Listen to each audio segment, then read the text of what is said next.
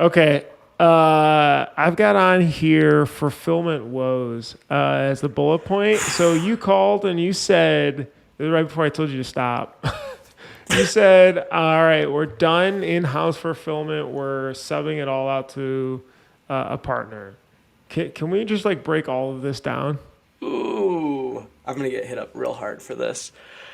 Campus Inc. runs some different types of fulfillment. One of the types of fulfillment we do is like year-round fulfillment on Shopify. And these are brands that we manage through licensing. And our fourth quarter was insane. I think we ship out just on the Shopify side about 35,000 orders a year. So like pick, pack, ship. And that doesn't include like online stores and pre-orders. That's a whole nother side of it. I want to say last year probably like 15,000 unique orders there. So we made a decision that we want to engage with a 3PL, third-party logistics company, to handle all of our year-round fulfillment because it is not what we're good at and it doesn't scale, meaning I just have to get more warehouse space and more pickers and packers and manage inventory through an ERP more. And it's really, really, really hard. So much so to the point that we went with a really, notable company in the industry for warehouse management. It was like $2,000 a month. We paid a ton for them to fly out and implement it. And 5 days before shipping cutoff, we had to shut it down and move everything over to ShipStation. It was so janky. I mean, like what? Because I know you had some 2 a.m. nights there. I saw on Instagram. Yeah. Essentially, the system could not handle. There were too many bugs in the system that it couldn't handle the load that we were giving it. And so our team was getting out like 500 orders a day, and then like 800 would come in, and there'd be like orders with bugs. Essentially, we were trying to hybrid manufacturing and warehouse management so that we could use the same blank across several different stores.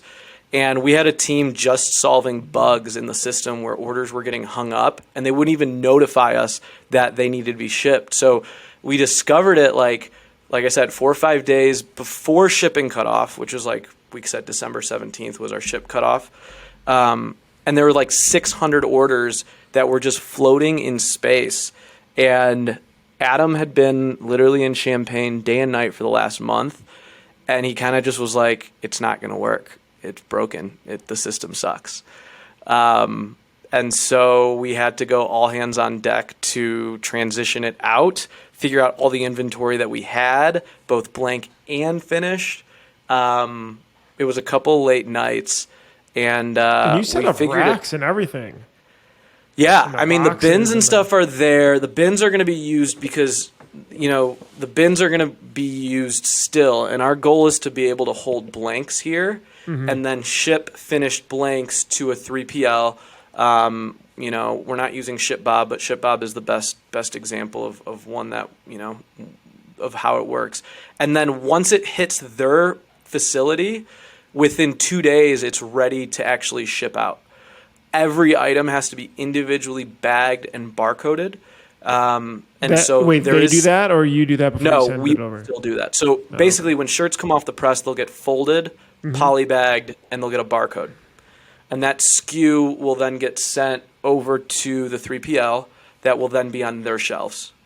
But I was thinking about it, and I'm like, who am I to try and be better than these robotic warehouses that literally like have millions and billions of dollars invested in 3PL fulfillment? Sure. I think if we tried to say we're going to do it ourselves to save money, I quickly realized that we would lose a ton of money, we would not be as accurate, and I would want to pull my hair out. Yeah. What is the... Do you have like a rough pricing structure of working with the 3PLs? Like, is it just pick and ship model X dollars, or you pay for a square feet of theirs? Or so there's different models and different pricing. A lot of it is based on volume. So we know that our stores will do X amount this year, so we can forecast so they know that we're a qualified customer. It's not just like, oh, you can send them 10 orders to ship out. So you pay for what's called like storage space. So every item on their shelf is going to be charged basically rent to stay there. Some 3PLs do it by like bins, some do it by cubic foot.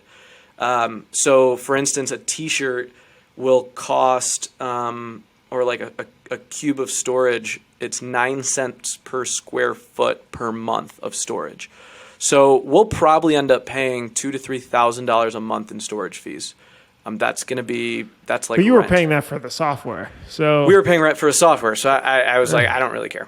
And then they charge per order. They charge a picking fee, and so they'll say it's going to be a couple bucks per pick, and then for every additional item, it's going to be a certain amount, right? And then the shipping is just calculated through Shopify. So believe it or not, you're actually able to charge a handling fee on Shopify, add basically the picks so that you're basically breaking even to use a 3PL at the scale that we're doing it with, right? And then they handle returns. They charge a fee for returns. But they want to see a minimum of 3,000 orders out a month. So what do you mean by breaking even? So what I mean by that is, they're going to charge per order like $2 just off the top for a picking price, and they're going to charge you for shipping. So that's your handling fee and your shipping. That's your handling fee. So on Shopify, you can add a handling fee, and then you can build in shipping. So you basically can set it all up so that you sweat off that dollar amount. You don't really incur that fee. So the money then is made off of you printing all the goods for them and charging them a premium to do this. Correct. With the brands that we're running, we're retailing, right? And so we're able to sell a t-shirt for $25 a piece, and we'll be able to stock the inventory in the 3PLs for them to fulfill. It's no different than fulfilled by Amazon. Very similar, very, very similar world. And pretty unfamiliar to our industry because we usually try to do it all on our own. Yeah. I do know that there are some 3PLs that you could send a CSV of an online store. So say you ran a Printavo merch store, you could export it, ship all the products to them, and they would do all the bagging and tagging. And that there are services out there that do that if you look hard enough. So for me, it was just this light bulb that says fulfillment does not scale. I have to make sure I have another source for it. Like, it is a limiting factor. I can't get an infinite amount of warehouse space, and it takes our employees away from marketing and sales, which is what we're good at. Well, and if you're paying per square foot $2,000 to $3,000, I gotta imagine the square foot at your place plus the cost of the employees plus your time plus the software was what, 2x more? I don't want to know what it was. A lot more. And the error rate too, right? With a 3PL, they're using, robots and proper warehousing. Like, we are, still jimmy rigging it together. It's not perfect. So we still are going to have our fulfillment area for storing blanks. And we still are going to have to individually bag and put a label on everything. But we will not have to do the actual picking of the orders. So you're forecasting the usage of blanks to stock that for a specific store, and you're forecasting really how much to ship to the 3PL for them to be able to ship out, and then you're kind of watching it, and maybe after a month you tell them to ship it back or whatever. Yeah, and we forecast and say, okay, if one brand does $200,000 a year, right, and last year we spent $50,000 on blanks. We can afford to put $25,000, $30,000 of inventory on their shelves, and know that as long as the store performs at least what it did last year, we should be fine. And I think it's scary in our industry because we're not an inventory-based industry. We take pre-orders. We buy from Sanmar SNS Alpha. The shirts come exactly with that amount, and we ship that out. There's not much left over. But if you look at almost every other retail business, there's always inventory risks and forecasting. And I look at it like a gas station always has to have M&Ms on their shelf.